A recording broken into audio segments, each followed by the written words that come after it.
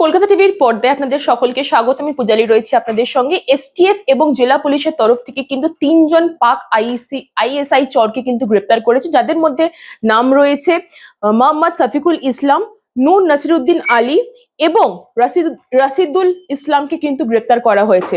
পরবর্তী ক্ষেত্রে তাদের মধ্যে থেকে যে তথ্য এবং যেই মোবাইল ফোন সংগ্রহ করা হয়েছে গোয়েন্দাদের তরফ থেকে বা এসটিএফ এর তরফ থেকে, সেখান থেকে কিন্তু আমরা জানতে পেরেছি 2জন আইএসআই হ্যান্ডলারের নামও কিন্তু যুক্ত রয়েছেন, যাদের মধ্যে রয়েছে আকবর হোসেন ওরফে সম্রাট এবং অমর। এই দুজনের সঙ্গে কিন্তু যাদেরকে 3জন ধৃতদেরকে যাদেরকে অ্যারেস্ট করা হয়েছে এসটিএফ এর মাধ্যম দিয়ে, তাদের সঙ্গে কিন্তু এদের এক যোগসূত্র পাওয়া গেছে। তথ্য এবং মোবাইল ফোনের সঙ্গে তাদের যে কথোপকথন বা তাদের যেভাবে ইনফরমেশন তারা যে পাস ডাউন করতেন সেখান থেকেই কিন্তু এই আইএসআই হ্যান্ডলারদের নাম কিন্তু পাওয়া গেছে।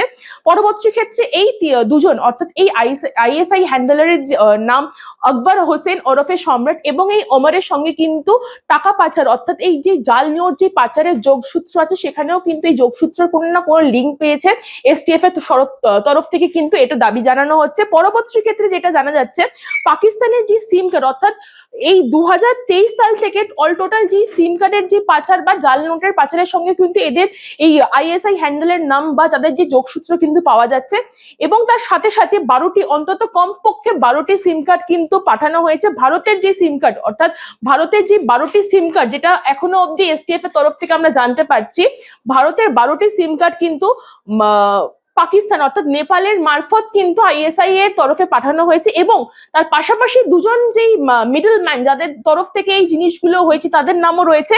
একজনের নাম রয়েছে যাদের মধ্যে রয়েছে মিঠুন বর্মনের নাম উঠে আসছে, যেখানে জানা যাচ্ছে এই মিঠুন বর্মন এই যোগসূত্র অর্থাৎ এই পাচারের সঙ্গে কিন্তু বা সিম কার্ড পাচারের সঙ্গে কিন্তু এই মিঠুন বর্মনের নামও যোগসূত্র পাওয়া গেছে এবং তার পাশাপাশি মিঠুন বর্মনের যেই জাল নোটের মারফত সেখানেও কিন্তু এই মিঠুন বর্মনের নাম বারবার উঠে এসেছে এবং তার পরবর্তী ক্ষেত্রে এই প্রদীপ্ত বাসু নামে আরেকজনের নাম এখন অব্দি জানা গেছে, কিন্তু এখন অব্দি তাকে অ্যারেস্ট করা সম্ভব হয়নি এসটিএফ এর তরফ থেকে। তার কিন্তু খোঁজ চালাচ্ছে বা তাকে যেই তার বিষয়ে কিন্তু সম্পূর্ণ সব রকম খোঁজ চালাচ্ছেন এসটিএফ এর তরফ থেকে। কিন্তু এই প্রদীপ্ত বাসুর নামেও যে লোকটি আছেন তার নামও কিন্তু এই জাল নোট মারফত এবং যেই আইএসআই এর যে সিম কার্ড পাচার হয়েছিল নেপালের মাধ্যম দিয়ে, সেখানে এই মিডল ম্যানদের নাম কিন্তু রয়েছেন। একজনের নাম মিঠুন বর্মন এবং অন্যজনের নাম প্রদীপ বাসু। এই 2জনের নাম কিন্তু যোগসূত্র পাওয়া গেছে। এখনো অব্দি যদিও বা প্রদীপ্ত বাসুকে গ্রেপ্তার করা সম্ভব হয়নি, কিন্তু তার খোঁজ চালাচ্ছিলেন এসটিএফ এর তরফ থেকে।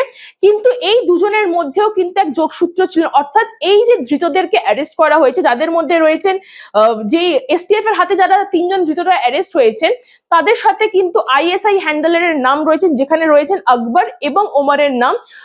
সেখান থেকে কিন্তু আমরা বারবার আমাদের জানতে পারছি প্রায় 7 লক্ষ টাকা অর্থাৎ 2023 সালে যে 7 লক্ষ টাকার জাল নোট পাচার রয়েছে তাদের মধ্যে কিন্তু এই মিঠুন বর্মনেরও নাম বারবার উঠে আসছে। পরবর্তী ক্ষেত্রে এই যে 7 লক্ষ টাকা যেই পাচার করা হচ্ছে বা যে জাল নোট ছাপানো হচ্ছে তার বা একটা ফান্ডিং এর ব্যাংক অ্যাকাউন্টের টাকাও কিন্তু আমরা দেখতে পেয়েছি বা সূত্রের মারফত আমরা জানতে পারছি যে একটা ব্যাংক অ্যাকাউন্ট অর্থাৎ জানা যাচ্ছে প্রদীপ্ত বাসুর মাধ্যমে নাসিরুদ্দিনের কাছে পৌঁছায় একটা হিউজ অ্যামাউন্টের টাকা। সেই হিউজ অ্যামাউন্টের টাকার সাথে কি আদৌ কোনো টেরার ফান্ডিং এর যোগসূত্র রয়েছে কিনা সেই বিষয়ে কিন্তু খতিয়ে দেখা হচ্ছে এসটিএফ এর তরফ থেকে। অর্থাৎ এসটিএফ এর সূত্র মারফত যেটা আমরা জানতে পারছি, এই যে 3জনকে ধৃতদেরকে অ্যারেস্ট করা হয়েছিল তাদের সাথে এই আইএসআই এর 2জন হ্যান্ডলারের নাম পাওয়া গেছে। তার পরবর্তী ক্ষেত্রে কিন্তু এই প্রদীপ্ত বাসু এবং মিঠুন বর্মনের নামও যেখান থেকে পাওয়া গেছে, তাদের মাধ্যম দিয়ে কিন্তু 12খানা সিম কার্ড বা জাল নোটের টাকার সঙ্গে কিন্তু তাদের নাম জড়িত রয়েছে বলে আমরা জানতে পেরেছি। পরবর্তী ক্ষেত্রে যদিও বা মিঠুন বর্মনকে চিহ্নিত করে অ্যারেস্ট করা হয়েছে, কিন্তু এখনো অব্দি প্রদীপ্ত বাসু কিন্তু নিখোঁজ বলে আমরা জানতে পারছি। কিন্তু এই যে টাকা, যে লেনদেনের টাকা বা জাল নোটের টাকা বা সিম কার্ডের যেই ট্রান্সফার হয়েছে বা ইন্ডিয়ান সিম কার্ড যেগুলো ইন্ডিয়া থেকে ভারত থেকে ট্রান্সফার হয়ে গেছে পাকিস্তান ইসলামাবাদের এক এলাকায়, সেখানের সাথে কি টেরারের কোনো ফান্ডিং রয়েছে কিনা সেই বিষয়ে কিন্তু খতিয়ে দেখা হচ্ছে এসটিএফ এর তরফ থেকে। এইসব বিষয়ে চোখ রাখুন কলকাতা টিভির পর্দায় রাত দিন 7 দিন।